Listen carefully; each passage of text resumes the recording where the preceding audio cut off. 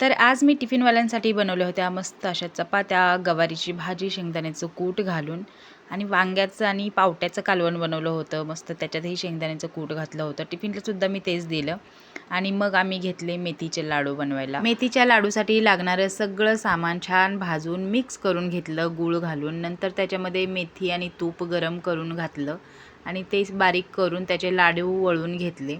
माझ्याकडे शेंगदाण्याचे लाडू आणि नाचणीच्या लाडूच्या क्लिप होत्या 2-3 त्या याच्यामध्ये ॲड केल्या. तर हे नाचणीचे लाडू आहेत. सेम मेथी किंवा डिंकाचे जसे लाडू बनवतो त्याच पद्धतीने बनवलेले आहे. ड्रायफ्रूट आहेत याच्यामध्ये आणि मस्त असे मी लाडू वळून घेतले. 5 किलो नाही 3 किलो केले होते.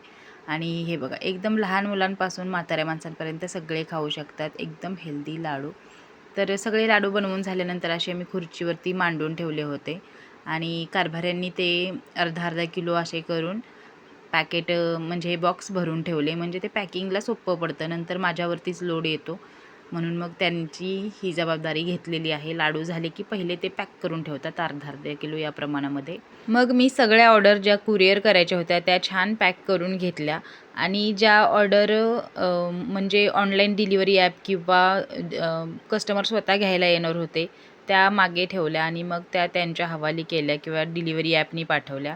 आता मी इथं वरती नंबर देते, तिथून तुम्हाला हवे ते लाडू ऑर्डर करू शकता. फक्त WhatsAppला हाय करा, तुम्हाला रेट येतील आणि तुम्हाला कुठले लाडू पाहिजेत, कुठे पाहिजेत आणि किती पाहिजेत याचा फक्त मेसेज पाठवा मला. मग मी तुम्हाला डिटेलमध्ये सांगतेच पुढं.